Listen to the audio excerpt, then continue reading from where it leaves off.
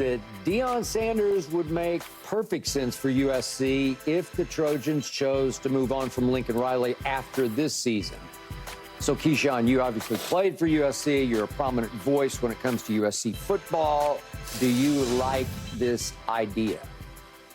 I mean, the idea is good. Do I see it ever happening? No. Why? First of all, our administration is extremely tough. Extremely tough. The idea that a Deion Sanders would be roaming on our sideline would drive people crazy. Really? No. Absolutely. No.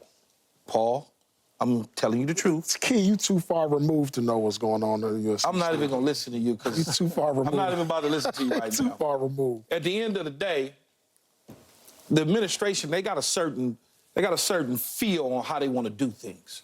That's just the way we've always been. It's the weirdest thing ever. It's the weirdest thing ever. His personality is too much for the university. It's way too much. You go back and you think about, well, what about Pete Carroll? It's not the same. Pete Carroll was a guy who came in as the 29th choice. He was. I agree. And then all of a sudden... Because he'd failed at New England. All of a sudden, he hits. But the star-studded sidelines was always there. What you saw in Colorado, that was never there. That was something new. We had celebrities, different type of celebrities, though. See what I'm saying? We had Kevin Costner's and the Snoop Dogs, and Magics would come, and Dr. Jerry Buss. They would come, and it'd be 6 or 7 celebrities, Will Ferrell, that's it. Yeah. Not 600. Not Paul Pearson. It's just there. Just trust me on this one. That is not going to happen because they don't have an open mind to be able to see that there could be a real possibility that he could ignite if there was an opening at USC. If. Right now, Lincoln Riley's still a coach. And what Paul Feinbaum said, though, is he said you got to win in L.A. It's big, it's Hollywood, it's personality, and Prime will get bored being in Colorado after his sons and Travis Hunter's gone because the shine won't be there anymore. I don't think that that's true. I think the shine will still be there because he's going to be able to recruit the same type of kids. Our administration, man, let me tell you, what we tend to do is we have been known as a university to stick to the norm. What the norm is. We don't change. We stay the same. You know how long it took, and let's not even talk about the race factor of it, him being a black coach. You know how long it took for us to even get a starting black quarterback?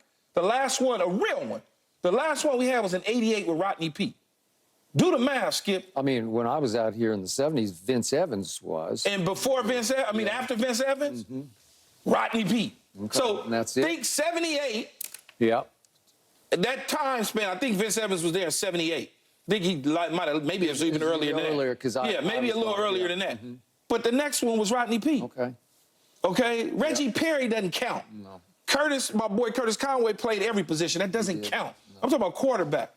It took Lincoln Riley to bring in Caleb Williams to be our quarterback.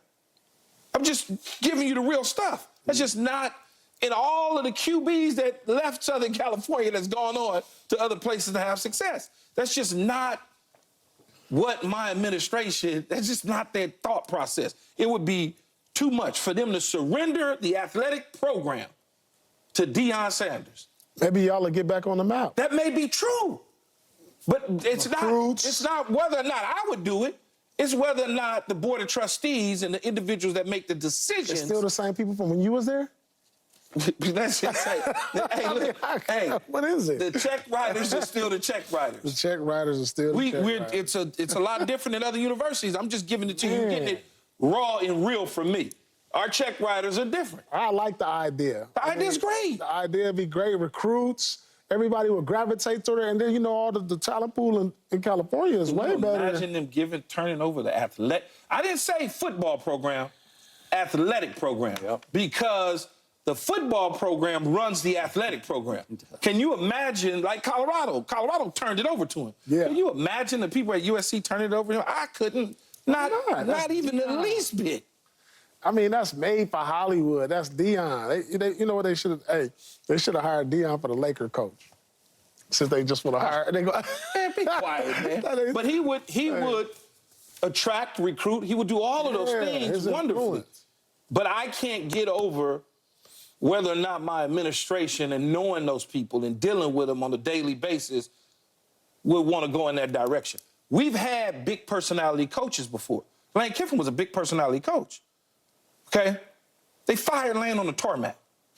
What? Pat Hayden did. Yeah, they fired him because he lost to Arizona State. As soon as he got on the plane. No, when he got on off the plane, and LAX said, "Hey, man, good service." Couldn't even get his bags yet. Couldn't get his bags.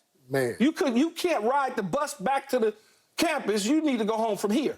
Oh, man. So you see what I'm saying? Lane, great personality.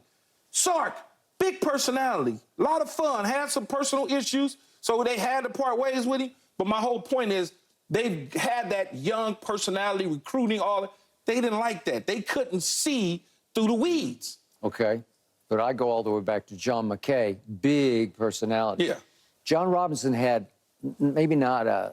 Oh, he's a big personality. But I know him really well, and you do too. Big personality. But not an outlandish, not, But not homegrown, like, though. See, all those guys are homegrown. Yeah, This would be an outsider coming in. Okay. Deion Sanders is made to coach USC. If in college football, if I could pick a place for him, I would say he goes there. Because he's Hollywood, and you still have the Hollywood reputation, even though from the inside out, you're describing arch conservative to me. Oh, my God. At the top, okay? Beyond. Okay. So is there a racial component to this where they would be anti sort of all things Deion? No, I don't think it's heavy, but there would be some hesitancy. This isn't basketball. This isn't Henry Bivy and George Raveling. This is not basketball. This is football. This is it. This is it. This is it. Yeah. And you'd say, well, we've evolved now. Some people hadn't. Their minds think differently, And so his personality, the swag that he brings to the table, I'm just telling you. No, I get it. You would know. I don't know, Skip. I'm just telling you now. I don't know. I was at the Colorado USC game. So that means if he couldn't be the coach then. He couldn't be the coach. Absolutely not. That's what I'm saying. Oh, no. Too big of a personality. No. But you went there. But this conversation will go on for on and on and on and on about the hiring practices and how they go about doing things. Yeah. I've been in the meetings. I've been around. I understand it.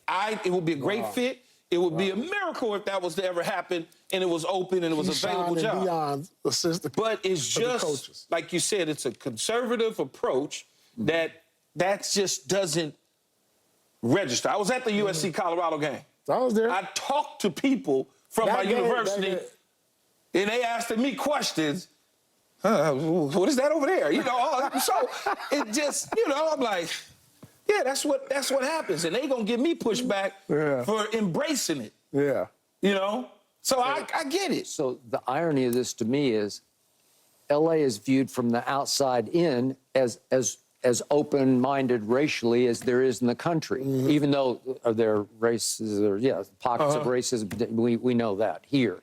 But it would seem like that USC would be the most open to Deion, but you're telling me at the very top... Think about it. We hired Lincoln Riley. Lincoln Riley doesn't have that type of personality. No. Right? They didn't want Coach O. O went to LSU and won a good one. Coach O went to LSU and won the national championship. And he was your recruiting coordinator. He was everything. Everything. He took over the program and won something like, I feel like it was like 8 of the last 10 games or 8 of the 9 games or whatever it was. Yeah. And we basically said, no, see you later. We're not looking for that. Like, what? And then he goes to LSU and wins a national title. So that's all I'm saying. It's just, it would be the biggest shock I've ever seen if a Deion Sanders was roaming the sidelines as the head coach. Yeah. It just would be. Okay. Well, brand-wise, it would be right on